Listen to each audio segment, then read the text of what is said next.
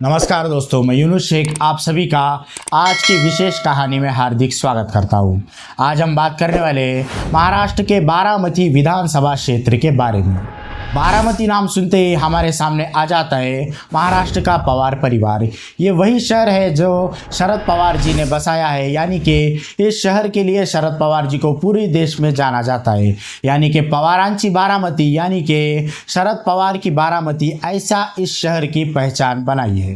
बारामती विधानसभा क्षेत्र के फिलहाल विधायक है अजित पवार, जो कि महाराष्ट्र के उप मुख्यमंत्री यानी कि डिप्टी सीएम भी है। वही बारामती संसदीय क्षेत्र की सांसद है सुप्रिया सुले, जो कि शरद पवार जी की बेटी है।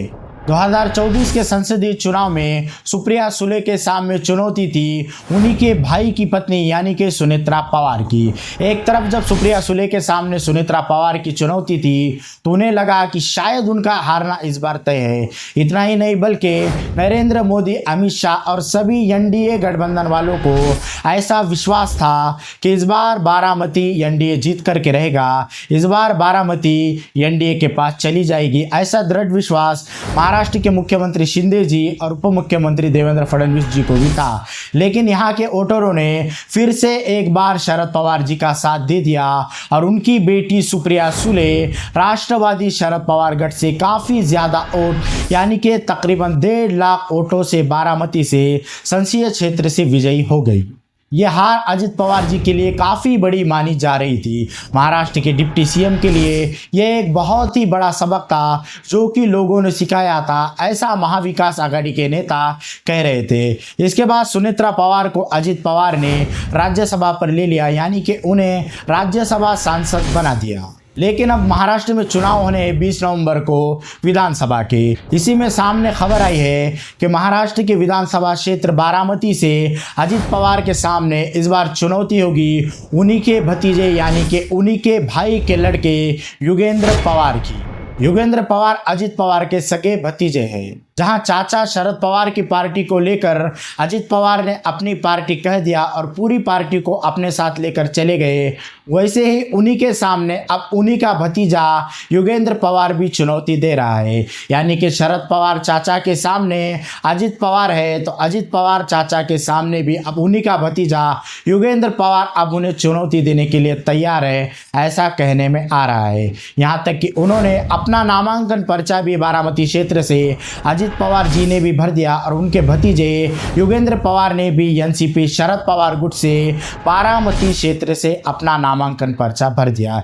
इतना ही नहीं बल्कि महाविकास आघाड़ी के सभी नेताओं को विश्वास है कि बारामती के अंदर युगेंद्र पवार अजित पवार को हरा देंगे और बारामती विधानसभा क्षेत्र से एक बहुत बड़ी मार्जिन से युगेंद्र पवार की जीत होगी, ऐसा सभी महाविकास आघाड़ी के नेताओं को विश्वास है।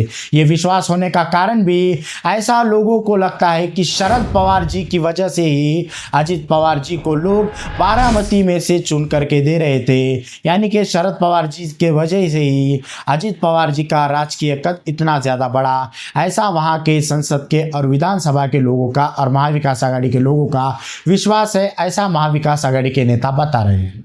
वैसे देखा जाए तो राजनीति में चाचा भतीजा का आमना सामना ये कोई नई बात नहीं है। महाराष्ट्र में इससे पहले भी बाला साहब ठाकरे के सामने कई बार राज ठाकरे ने चुनौती दी है, यानी कि बाला साहब के सामने उन्होंने अपनी एक नई पार्टी को बना दिया था और महाराष्ट्र के एक बहुत बड़े भारतीय जनता पार्टी बीजेपी के नेता गोपीनाथ मुंडे के भतीजे धनंजय मुंडे भी उन्हीं के सामने राष्ट्रवादी में चले गए थे। इसलिए महाराष्ट्र में ही नहीं बल्कि पूरे भारत में भी चाचा भतीजा का आमना सामना एक नई बात नहीं है। वैसे दोस्तों, आपको क्या लगता है कि बारामती विधानसभा क्षेत्र में किसकी जीत होगी, यानी कि डिप्टी सीएम अजित पवार जीतेंगे या फिर उनके भतीजे युगेंद्र पवार एनसीपी के शरद पवार गुट से जीतेंगे?